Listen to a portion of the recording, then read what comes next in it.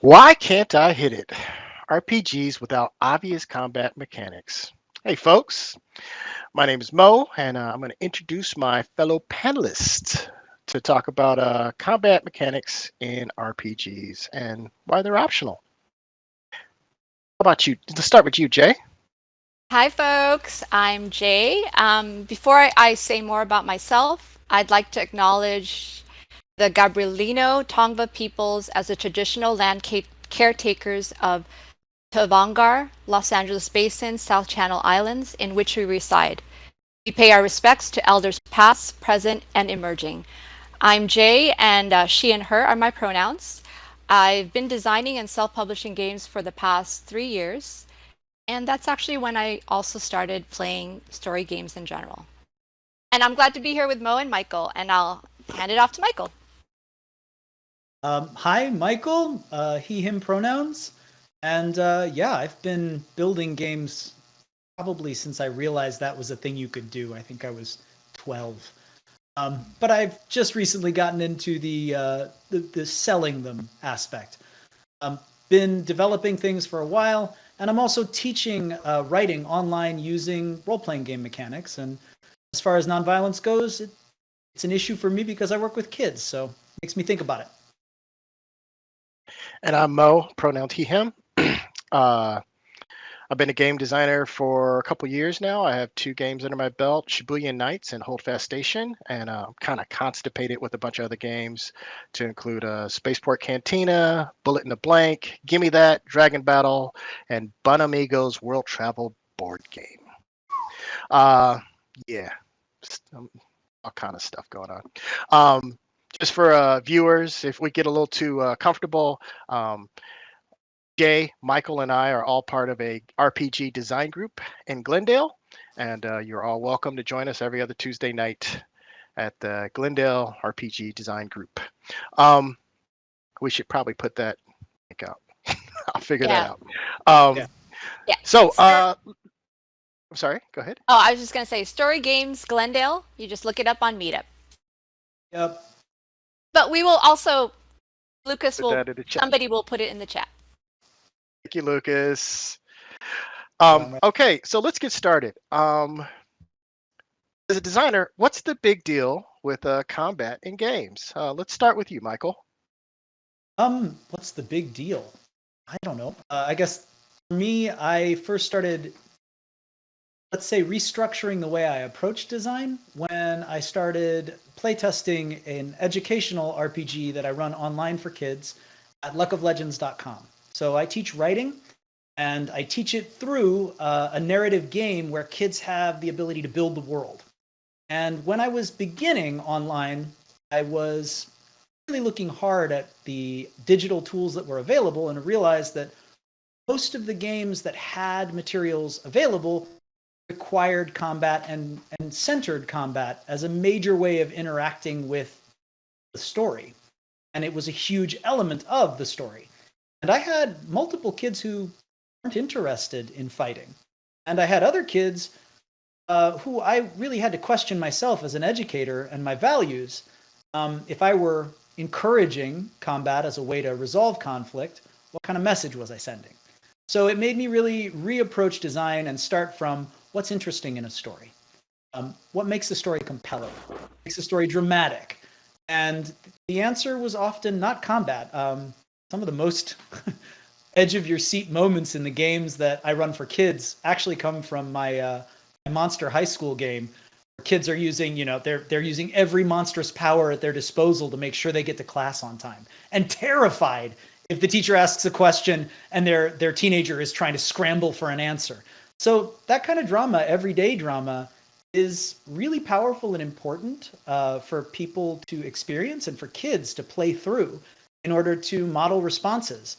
And at some point in every game, I've asked some kid who said, "You know what? I really want to punch this guy." I was like, "Okay, cool. Question: what would happen in real life if you did that?" And every face in the Zoom is like, "Ooh," and a whole bunch. Inevitably, one kid will be like, "Oh," and the kid who's been asked like, "Oh, things that go bad." I'm like, "Yeah." So let's think about it. What do you think you could do to solve this that might not make things worse? Nice. So that's my approach, and that's sort of where I've come into design from a nonviolent angle. And Jay, as a designer, how do you approach the fighty in games? Well, I thought about this and I looked at all my games. So I have two games that I published, The Newly Arrived and We Are Ciphers, both not dealing with combat. And I have other games that are in the, right, like revision stages, like Dreams of the Aquarium at 6, and what's it called? Also, no combat. And the fact is, I'm just not familiar with combat mechanics, most of them. Physical violence is simply not built into my games. So for me, it's not that I'm opposed to them or I even necessarily consider them. It's just not something that I am compelled and drawn to. Maybe for lack of familiarity, maybe I just know that for me as a player, world building is important. So much fun. Speaking from a place of feeling is my core, and a lot of yes and. That's to me the most exciting parts of these games is building together. Like I love that emotional storytelling and that collaborative effort in that table, that generosity. So for me, it's not that I'm like no to combat. It's more like I start from a place of what am I feeling? What am I seeking to heal? What am I seeking to instill? What are other people, what can I how can I help through my games other people who might feel the same way? So it's starting from that core. So it's not that I'm saying no to combat, it's more like I'm just coming at it from a different angle.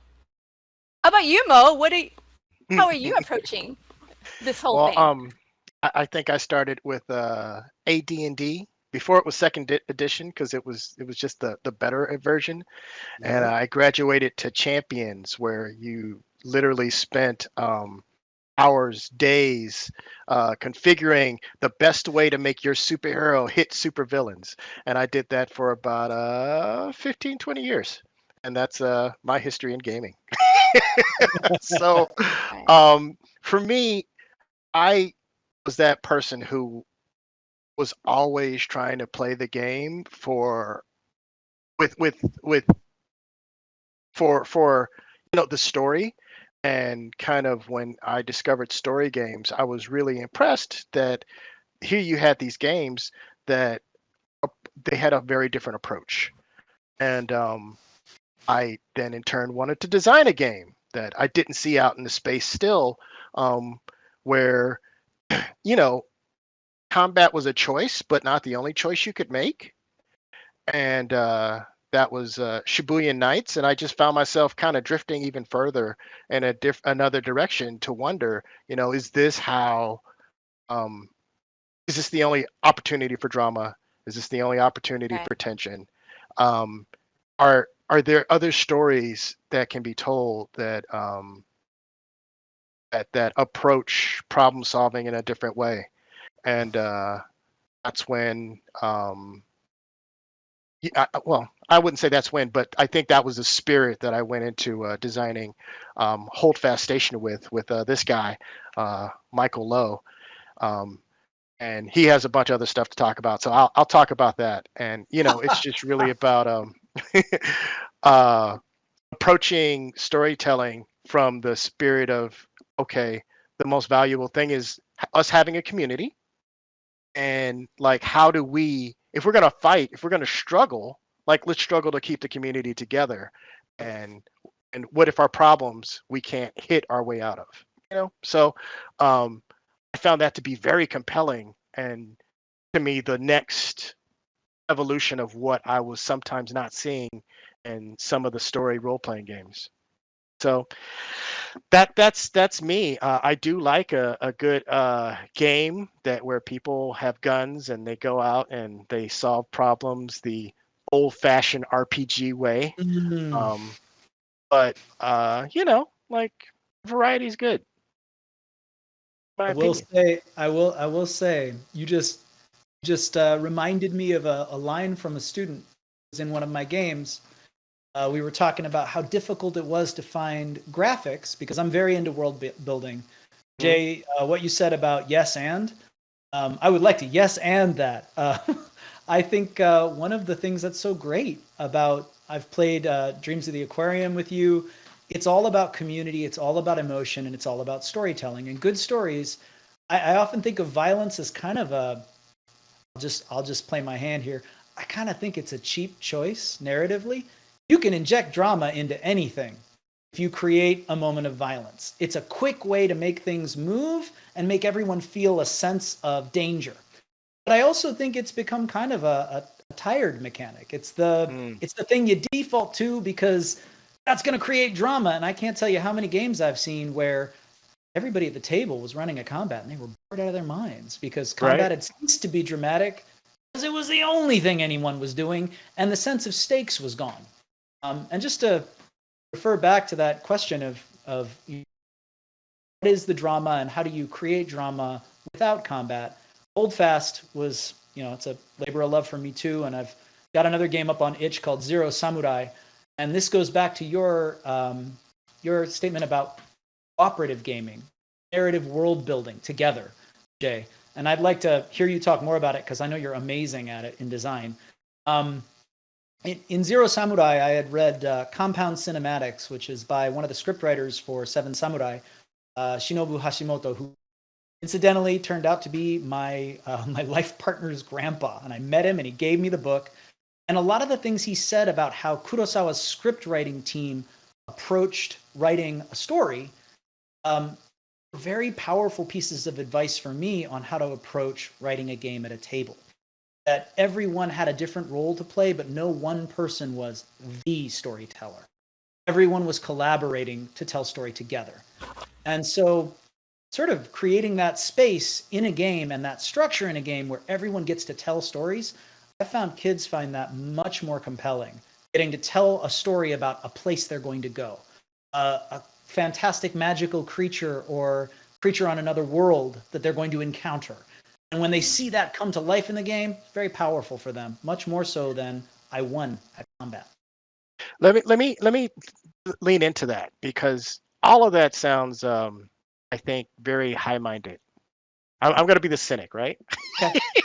That sounds cool, but what's fun about the game? I know that rolling dice and the tension between whether or not you win a fight can be fun. We've established that those games are popular, but I guess I'm curious as designers, if combat isn't the bar, how do you design your game as fun? Let's start with you, Jay. I What's mean, the fun of again, your games? again, Michael mentioned it in his game, the monster, like the Monster Hearts when not Monster Hearts, that kid trying to get to his class to their class on time. Mhm. We all live with tension and drama in real life. That has nothing to do with combat. The fact is, our emotions, when we are heightened and elevated, there is real drama there. And the tricky part with that is even though all my games are pretty much emotional storytelling. Like that's what it is. Collaborative, shared fiction regarding the things underneath. And what's the tension and drama in that is that can hit really close to home. So the important part of that is as long as I am giving agency to my players, I am considering not only safety tools, but debriefs and things like that to cushion and scaffold and support my players, then they've got that power, that creative power to make things as scary, not dealing with combat. Scary as in like, oh my God, how about if they're going to find out about my secret? That's not going to lead me to my goal. So there's already enough tension and drama without including fighting or killing. And also again, look, I wrote something down for this whole thing. I just like thought about it. I was like, again, in my games too, you have the agency to describe physical violence. It could be as much as you're giving a backstory to your character, or you're creating character develop in your character, or you're just moving the story along. So you can describe violence as long as the table has agreed as to what extent. And so a lot of these games, like For the Queen, The Quiet Year, there's a lot of talk about what's the tone of the story first. So like I think as long as you build in these things, and I don't know if I'm necessarily answering your question, I'm just kind of redirecting it, but the main thing is like the drama is already there. The emotions as humans, we already are twisted and messy and unresolved and scared, and like there's stuff already going on in real life that we can tap into and put in a game that you don't have to create like a big bad monster that you have to kill to kind of get your jollies and like go like, yeah, let me get my adrenaline pumping. To be honest with you guys, dice rolling, thinking about stats, thinking about the things like what does that number mean, that stresses the hell out of me and is a it is a cognitive load for my brain as a player that I'm like, can you like just, I don't care if I hit it, just I'm out. Like I do tune out sometimes, and I do tend to ask my GMs, can you just do the math for me? And can you just tell me if like I've been eliminated? I really, it's not something interesting to me. I'm not saying other people are not interested in it. I'm just saying that for some of us, that is not what we are drawn to. And I hear you talking about themes, but how do you mechanically do that in your game? Well, let's talk about Michael's raising his hand, so I kind of don't want to. 1 second, but just in the newly arrived, how do you do that in your game? Create drama. Well, I think what most people tell me that they love about that game is that you get to play a dual role of being an outsider and an insider. So already there is tension. You get to play an outsider trying to join an established community, but you get to play an insider who is a council member who gets to decide their priorities to protect the community there at large. So they're like, do we trust you? And both parties, the inside of you, you're playing dual. So like both sides of you is going, when is it okay to trust? How vulnerable can I be? Is this the time? Is this home? Like, so that's already the vulnerability is the tension. The drama is in, oh, yeah, what things do I want in this community and why am I drawn to it? Oh, but like, why do I want you in it? Oh, that's right, we need to thrive as a community. So there's already that kind of tension by giving that dual. There's a voting aspect where you get to just really weigh what you've heard and decide. So things like that. Nice. Yeah. Nice. Michael? How about you, Michael? How do you approach fun mechanically in your games without necessarily giving everybody a sword and telling them to fight? So I'm sort of processing how I want to approach this, and maybe I will babble. I'm gonna try to be very clear about this. There's been a lot of research lately about RPGs as therapy. There's been a lot of neuroscience research done that shows that when you engage people's imaginative faculties, very often the transformation in the brain, the experience they have in a fictional story, has a real impact on their actual neurochemical makeup. So you change your mind with fantasy. Fiction has the power to transform, which is something we all colloquially kind of accept as a concept, but it's now being supported by the neuroscience. Right. So one thing that's really important to me as a parent and an educator is, okay, what kind of transformation am I creating, right? What kind of, if I'm helping somebody move through a narrative that's shared, how do I teach kids how to collaborate on that narrative, build a narrative, and find joy and support each other, celebration of each other's narrative? In a classroom, as an educator, you talk about classroom culture. In a game, you talk about table culture. So creating mechanics that help foster supportive and collaborative table culture, to me, is absolutely key to creating something that is a positive experience and a healing experience and a generative experience. It's both teaching social emotional skills, presentation skills, and all sorts of other skills. And I've built mechanically for teaching writing and reading skills as well. So second thing I'd say is, one interesting thing you say, sort of, I'm going to flip your question. How do you make a game fun without violence? Here's my flip for you. I think violence is not fun. I think it is a way, there's one way in which it is. It's fun when it's cathartic. So a lot of us feel frustrated in our lives, right? And we want to have the experience of being able to solidify our problems and hurt them the way we've felt hurt by them, which is one of the reasons in our fiction that villains are so compelling, right? I just want to manifest all the people I loathe.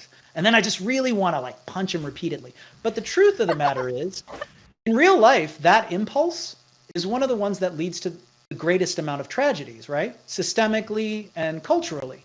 When you start getting violent with people, generally that trauma repeats itself. That person who you were violent with, even if they have been killed, is probably going to cause more trouble for you and for the world because of that trauma you inflicted. So here's my flip, ready? I think kids use violence in my games, and I saw this very early on, in the same way that we use the X card. They use it to remove things they hate. So they see something, they see a situation they don't like, I'm gonna punch that guy. Somebody says something they don't like, I'm gonna shoot him. And I found that very troubling when I noticed that trend. I was like, okay, kids have been taught, and I think this is in our culture by fiction, that that's what you do.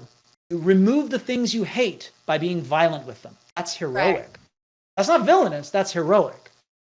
So in my games, I've created mechanics for helping kids deal with the things that they actually X-card. Here's the fun part, ready? Being late to class, kids have had absolute moments of, no, X, I can't be late. We get stressed out by that stuff. Oh yeah. Oh yeah. Meetings. You live in LA, you sit in traffic. This panel, right? This X-card, panel, we wanted to do it on time, so we came here half an hour early. So like it's real, it's palpable. Yeah. So for me, mechanically, I had to think about how do you create, so Jay, what you were talking about earlier in terms of like combat mechanics and some of those numbers being boring, there's a great article out there. I encourage everybody to find it. There's a repost on Gnome Stew about 8 kinds of fun. Because one of the mistakes we make in the space is we talk about fun like it's this universal thing. 8 kinds of fun is an academic approach to quantifying these different kinds of fun. So there's like wonder and exploration, sense of community, expressing the self. And then there's things like competition, right? And risk and gambling, right? So all these different kinds of fun can be designed for. And I do like to design for some of that conflict and competition. So how do you create a mechanic that rewards kids for thinking strategically and helping each other overcome problems? So I actually just got out of a class this morning where the kids were on Red Ring, which is a casino, a shady casino in the middle of space, looking for their contacts so they could do some corporate espionage on a company named Skull Bunny, which was designed by one of my kids, which is doing something nefarious involving dark matter. And they got super into hacking, and one kid had to generate so here's the mechanic. The mechanic is a doom clock. The doom clock says, all right, in this many clicks, something terrible is going to happen. Right. Then there's a build clock, and this is a mechanic that Moe and I developed for Holdfast Station. It's in Zero Samurai as well. And the build says, here's what you're going to try to do with your actions. And the build clock was meet your contact. The doom clock in this case was you're discovered. Right? They know you're not actually there to play games. They know you're there for corporate espionage, and you'll get kicked off the station. And we had these kids who were blowing story points. I have a mechanic where they gain story points for writing. So the more they write and the more they build the world, the more points they have to change their character and have narrative push and pull in the script. And they can spend for a reroll. And I had kids, there was one kid, didn't have any story points, and was feeling really bankrupt, but was trying to roll to do a cover. We're going to do cover chatter so that the other kid could hack the system on the sly. And they somebody else spent 3 story points re-rolling because they were just like, no, they can't know we were hacking them. Right. And they were so invested that there was a shriek every time the dice hit the digital table. And there was no violence involved. But that risk and drama was real. There was something at stake. And so finding a way to create mechanics that represent, hey, narrative impact matters, right? That's not that difficult. And it's hugely fun and much more creative than just, there's a bad guy. They got a certain number of punches they can take before they're gone. I'm gonna split hairs with you on whether or not it's more fun than that, but I agree it's a different cool kind of fun than that. Um, I just want to talk about kind of how we approached this in Holdfast Station and Spaceport Cantina. Um, Essentially, kind of a big part of it, like Jay said, is the narrative frame. Um, Started working on this concept. One of the things we said was, um, let's do a space game, but instead of being kind of space wizards or kind of space colonizers, um, I think that covers the big two. Um, we wanted to be kind of the crew of Alien before they run into the alien. You know, a bunch of proletariat folks. They have this amazing to us technology, but to them it's like it's blue collar work. You know, like a semi truck would be amazing to somebody in the 1800s, but to a truck driver, it's just work, you know. And you know, the character Yaphet Kotto plays is, you know, trying to make sure everybody gets paid right, you know, when they get back, and he is making sure that, you know, he's not a unionizer, but he's making sure that, you know, everybody's family gets their square because everybody's working the same amount, and you know there are people who aren't doing pulling their load, and there is palpable tension in that film before the monster shows up. And kind of we approached telling stories in that space where, okay, so you're blue collar salt to the earth people working on a space mine. You know, you're not polluting earth with coal, you're working on a space mine. Right? And you are a space doctor, you're a space miner, you're a space person who keeps things fixed, and you have the moves that somebody in your job would have. You know, you can fix it, you can scout, you can talk to people and network, you can coordinate folks with a plan, and you can work really hard. You can struggle to survive. And we have like this cool I think it's slick cheaty move called make a discovery, where the players can like add add information to the to the game. But you have the moves that like a mechanic on a space station would have, and then something goes wrong, and so you then have to approach your problem solving from the perspective of not a superhero waiting for the phone to ring, you know, not somebody with a gun waiting for somebody to know who to kill, but you know, from the person who's just doing their job. And you know, we found it to be again, just framing it that way, very satisfying for some. We have another I game. will play test it. I've already told you guys. I'm down. we It got we got to it get you sounds in. it We've sounds had so awesome. many So strangers come through, Jay. We got to get you in. yeah. We have another game, Spaceport Cantina, where you play a off-brand bar where space wizards happen to go by, but you are the bar staff, and you're a bartender, you're a doorman, you're a manager, and you know essentially you're keeping the you're keeping trouble out of your bar to make sure that your Yelp ratings don't go down. And it's a much more comedic, lighthearted approach to a game. Um, but I want you in know, on that one too. Yeah.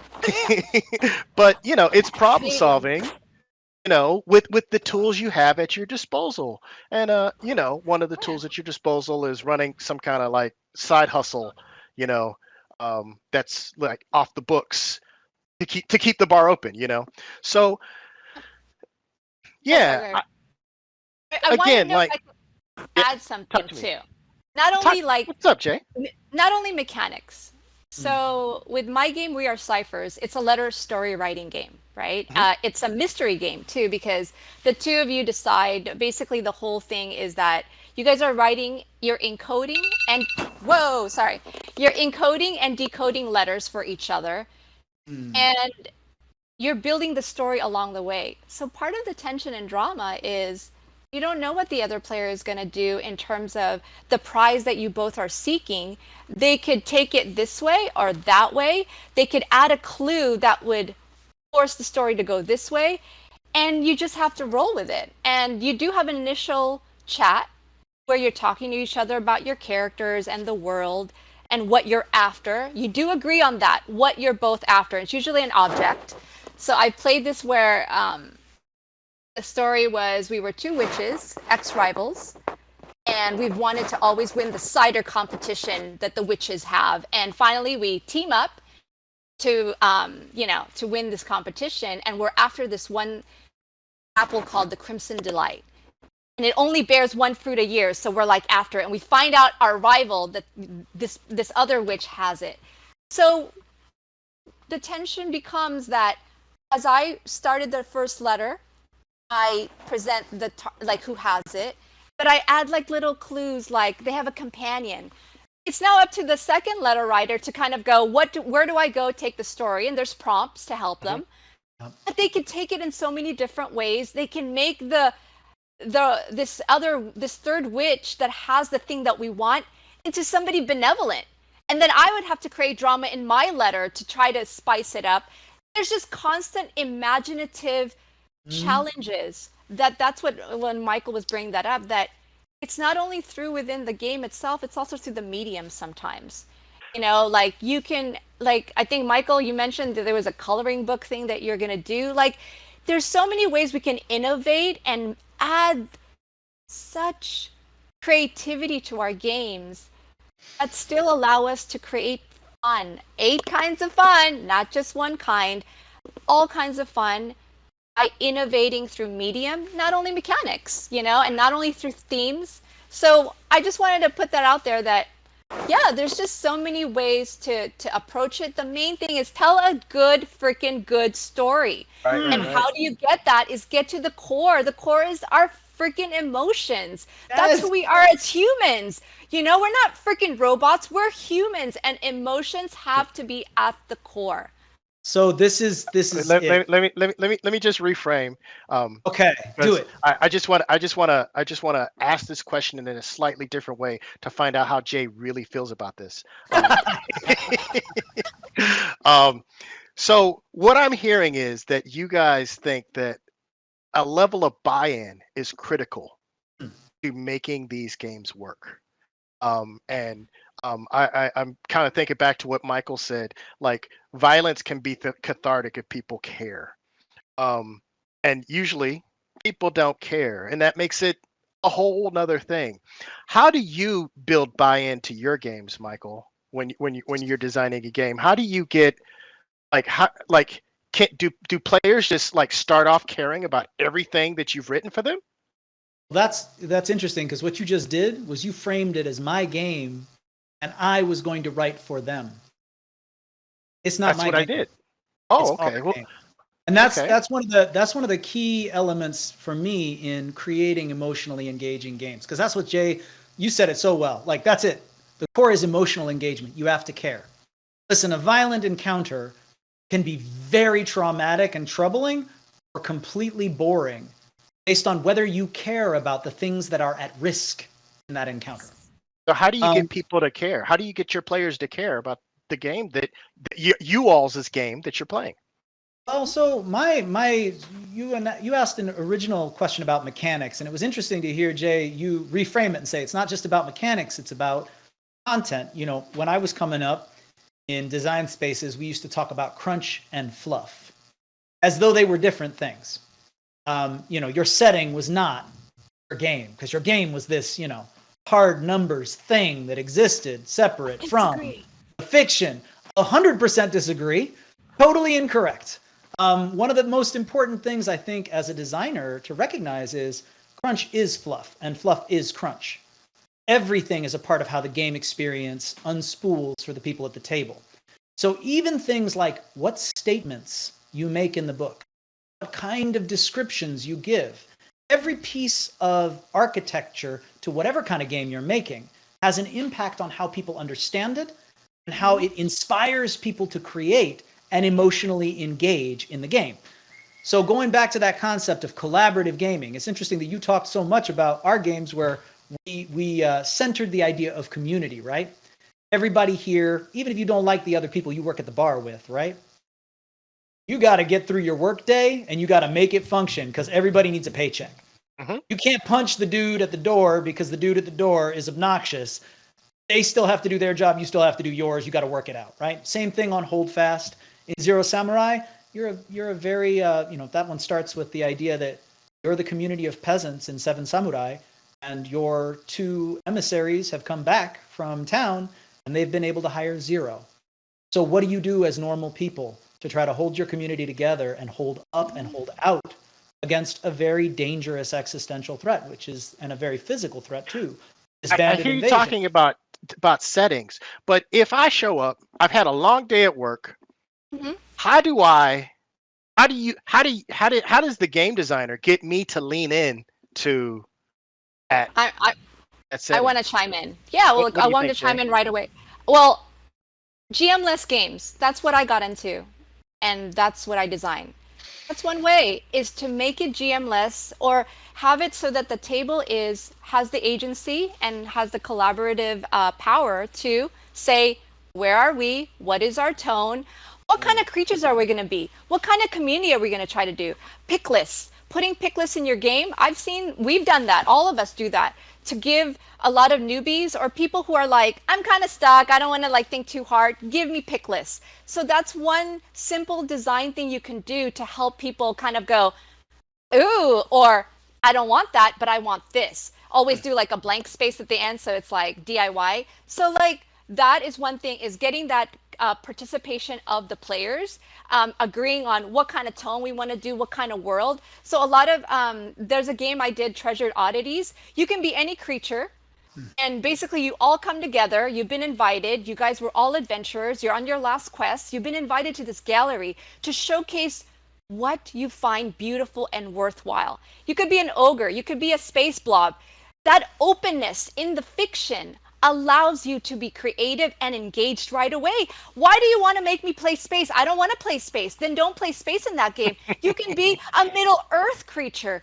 And Hmm. then you show your fellow adventurers, this is my gallery room, and you use Google Slides. So you're picking images that call to your character from where you come from. So that's another way to build in that interest and go, aha, I don't have to do it that way. I can do it this way. I'm in. And So, and putting it in a fantasy world, right? We all kind of want to relax at the end of the day. We don't necessarily want to like.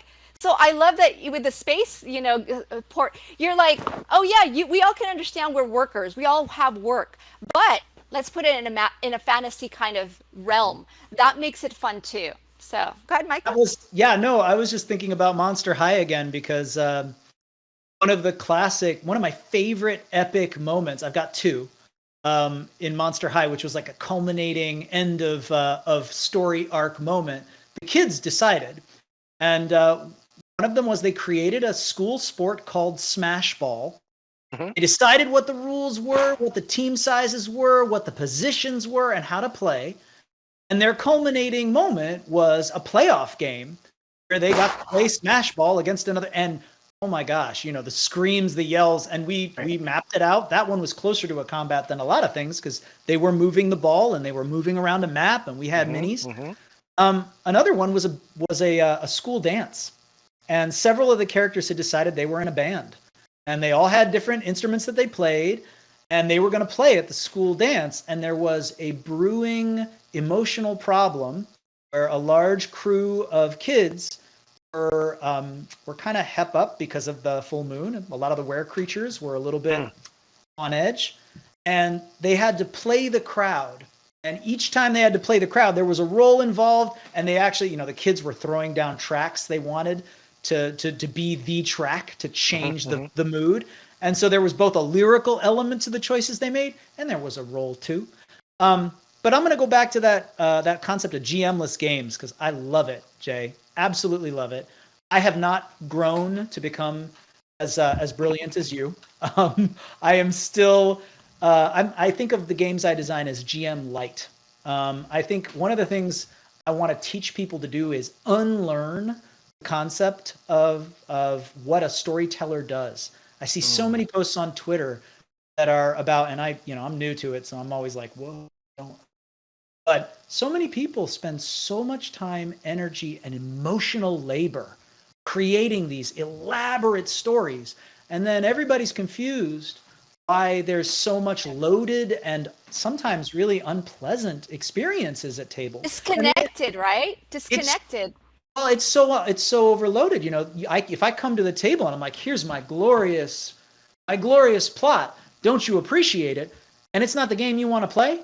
Well, now I'm hurt and you're feeling upset and nobody's doing the thing that we came here to do, which is play a game with our friends and have a dope time. Now, for me, I look at it as GM Light. So, Moe referred earlier to a project I'm on. I'm working with Daniel Hines of Stories Podcast, which is one of the largest and longest running kids programs for bedtime stories. He tells brilliant fables. My kid actually grew up on his stories, so getting to collab with him has been really exciting for me.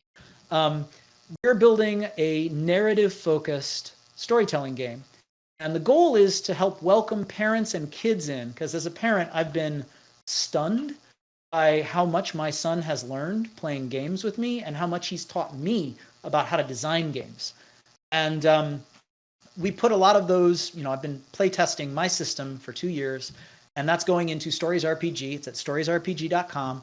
And the first arc is called Starsworn, and we designed it as a GM Light game. So the goal is you may never have played a story game in your life before. But as a parent, this is a combination of a choose your own adventure book where you're reading aloud passages to sync your kids and you into the fiction. And you're also throwing coloring, all the illustrations are line work and they're designed to be coloring books. So you're throwing that on the table to help immerse them in. And then the rules about how to resolve in interactions come down to you make a roll, but then there's a pick list of troubles and triumphs that might be appropriate for the situation. So example, if you're helping Chef Susie try to win the spicy wing showdown so she can keep her restaurant because Chef Slicer wants to take it from her.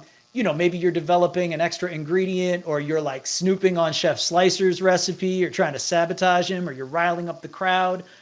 But you get to choose, and it's explicitly in the instructions. This is not something the teller decides. When you make a roll and you find out, okay, we got a trouble and a triumph, you discuss together what would be fun or interesting or appropriate as a resolution to this moment. It's not about as a parent. As a parent, as a kid. You're inviting the kids to the table. Okay. You aren't telling them what happens. You're asking them, what do you think should happen? You're engaging with them in the creative process. Because taking away people's agency at the table, that's not making it easier for them to play. That's literally just removing their ability to control the flow of story. It's okay to have surprises happen. When you roll, you don't know if you're going to get in trouble. But it's not okay to tell people this is what's going to happen to you and you don't get any say in the matter. So we have about 15 minutes left, and we do actually have a question on that point. If it's okay to bring it in. I just wanted to talk about kind of what I do, and I'll talk about it quick, and then we'll go to questions. Is that okay? Beautiful. Thanks. So, as one of the designers in this space, one of the projects that I'm working on with Michael, we're calling it started with Holdfast Station, and kind of all these other games spun off from it, and the approach is that it's a no prep RPG, and that is definitely a selling point. It's like if one person didn't show up from your game, blah blah blah, you got something to run. But you approach the group, you ask a series of questions. That is to say, you build the world together in real time, and then you move forward to resolve a problem that was inherent in one of the questions that you asked of your group. And to me, this is low key, a real sneaky way to get buy-in from everybody in the group about what we're doing tonight. Like it's kind of taking sneaky like that, yeah.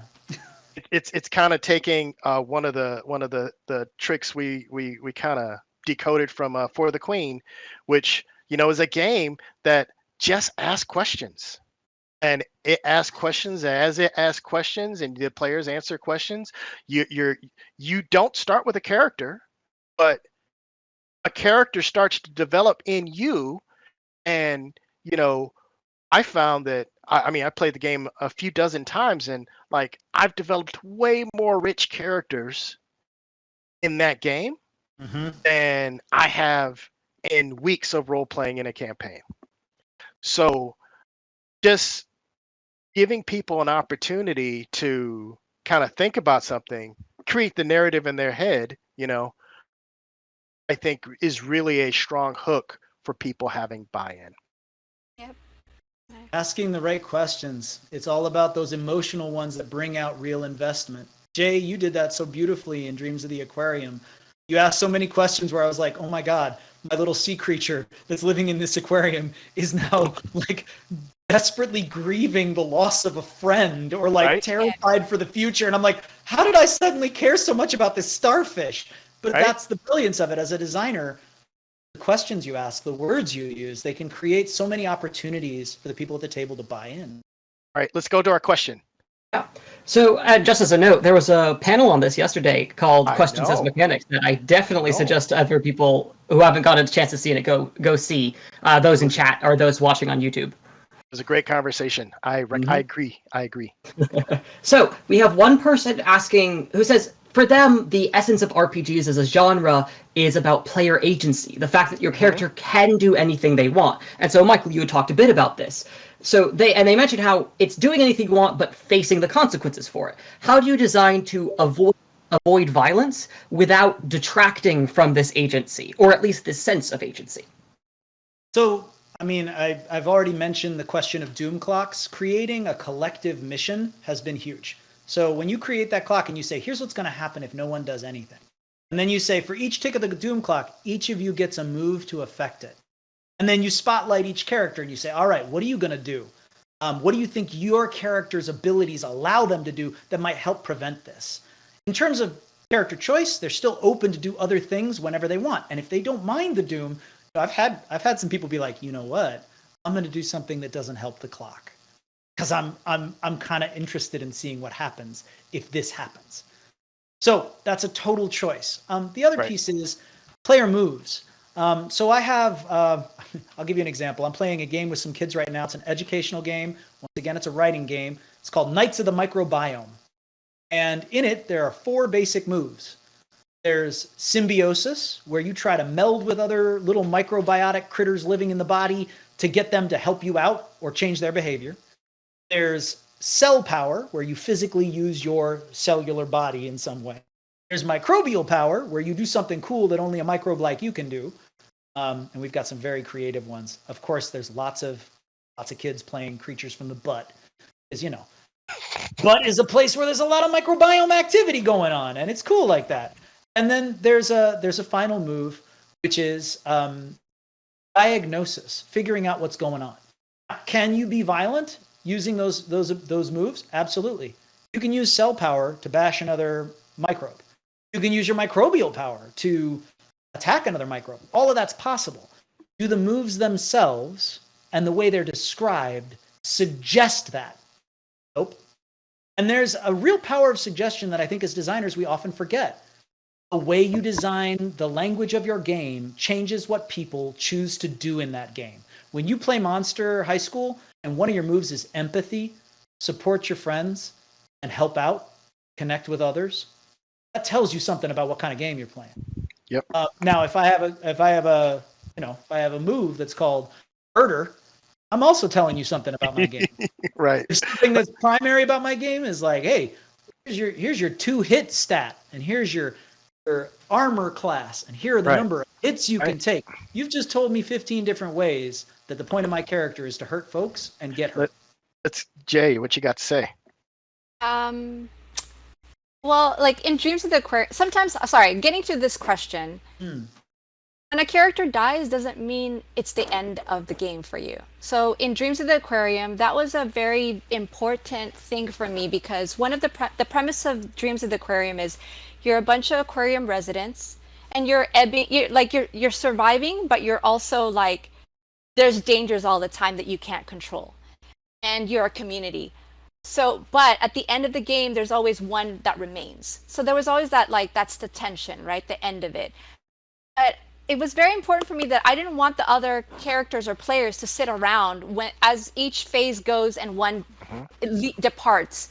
So that's where I built in the dreams, where if you leave the game, if your character departs from the aquarium, you have a lot to do. Do not worry. You get to help be part of the backdrop of dreams. You get to decide how the dream is flowing. But in other scenes as well, you can be invited in to still be part of the action and the drama. So I think trying to understand too in these story games, in all these games that we're all designing, when a character dies or leaves, it doesn't mean we should always try to take care of that player, that they still have some meaty stuff to do, because it's all about the player, right? Like a character is just something that we play. So making sure that the players still have something interesting to do and still that can impact the story and make them feel, again, very part of it still, is also, I think, an important piece that can help other designers as they're thinking about their way into non-combat. It's just to, if you're going to have it, or if you're going to have death, or if you're going to have departure, just make sure your players are constantly still engaged throughout the game. And I just wanted to respond to that. You know, as a practice, RPGs are all about player agency. Yes. For me, I think the focus of this panel is just, you know, to showcase some amazing designers who are just saying you have a choice. You know, it doesn't have to be chicken, pork, or beef every day.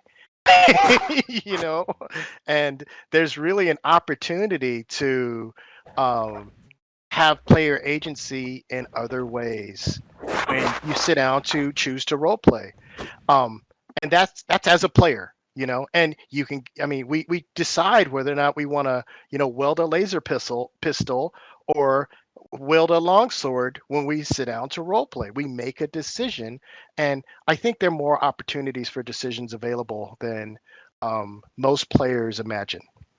Most So people kind call of, role playing D&D. I'm sorry. Go ahead. no. I feel that sentiment as well. Counterpoint to that question is asking about consequences. That there's ways that a lot of discussion so far has been ways that the game kind of limits choice, not limiting it, but suggesting it. But what are ways that you can mechanically support consequences for choices so that you can choose anything, but there is things that consequences that come from it? You guys mind if I jump in first? For me, I think the big ta-da moment for me was understanding what happens when you have a negative effect. If you lose life, that says a lot about the game you're playing. If you lose connection from your community as a negative result, that says a lot about the game you're playing. If you if you're going to be if you're going to get more powerful as a result of being damaged to the point where you have to be retired from the game, that says a lot about the game you're playing. And as designers, we have all these choices that I think we usually give to tradition when we're talking about damage. I'm done. Michael, did you have a thought? And we're getting close to our time. I'll make it short. I'll make it short. Yeah. This is real quick. Again, I'm gonna flip something. I think it's important to know what a game's about. A game is about shared intimacy. You come together with a table of folks to have a good time, and that means you have to trust those folks and develop a relationship. It's just like an educational situation where you're in a class. You can't learn from folks you don't trust, and you can't learn with folks you don't trust. Same thing's true at a tabletop. So if you're sitting down to a game, how does the game help you decide the game you want to play? So consequences can be fun if you're in a particular crowd who enjoys it in a particular way. Everybody's played a video game where they've been horribly murdering each other and laughing their heads off with their friends, right? That's not the experience everyone wants to have. So I think the important thing is to know the kind of experience you're trying to create and help people achieve, and then playing it until you get to a point where it helps that experience happen as effortlessly and as pleasantly and immersively as possible. What are your thoughts on consequences in games, Jay?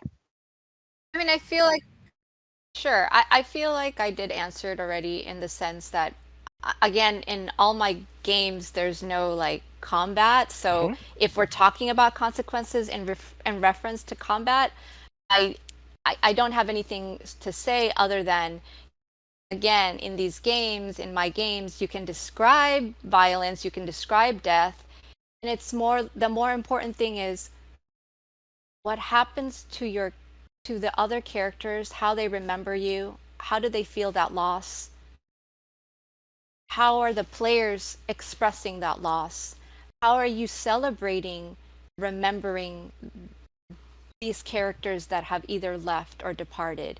It's connecting with what is the feeling I am now feeling now that these characters are gone. And to me, that's the fun, really. It's that celebration or even like regret. That's the drama, and that's where the tension is for me. Yeah, I think we've really kind of like the whole notion of story games is that win or lose, you told a great story. That at least that's what I take away from it. And I look at games like For the Queen, where you're developing your character, you're telling your character story, and the results of that story matter less than the quality of story you told. And only you have access to that. And that is the fun in that game. You're not going to play a campaign of For the Queen. I don't think. I But think it's doable. I think it's doable. Someone out Descending there is from like, Queen- I defy you. yeah, defy no, me, it does. defy me, Actually, I and felt that way. I was let me like, let's and let go. me know, and let me know. But I think we have. To me, this is a designer conversation, and we have all these design tools at our disposal, and you know, um, we can tweak and noodle with all of these like things, and get different results. And I think that's what's awesome. That's why I come to Metatopia. Anything else we for are us? Utopia. nope, we are just about at the end now. So if you want to reintroduce yourselves and what you're working on. I'm gonna go ahead and say I'm Mo. Again, I'm working on Holdfast Station. The name changed like day one, and yeah. Um, and it should be released in March. If you're interested in playtesting, we have a playtest module available on our Discord, which you could find at ashyfeet.com. Jay? My name is Jay. I have published The Newly Arrived, and we are ciphers on itch. You can just go Jay Gurantz itch on your Google or whatever browser. And then I'm also working on Treasured Oddities, Dreams of the Aquarium, At Six, and a few other ones not ready to be shared yet. And hi, yeah, I'm Michael. You can find me at luckoflegends.com. I'm also on itch, Luck of Legends. You can find Zero Samurai there, Holdfast Station, a couple other games. My big one right now that I'm working on is storiesrpg.com. This is going to be a monthly coloring book / choose your own adventure for parents and kids. It's an introduction to tabletop role playing, and it's super fun. And it's going to come with an actual play podcast from the creators of storiespodcast.com. So the goal there is getting everybody into gaming if they haven't had a chance yet.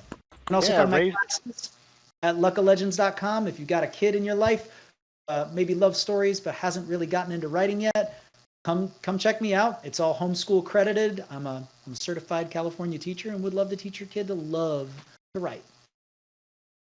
Indoctrinating the youth. I love it. Only in the right way, to choose their own paths.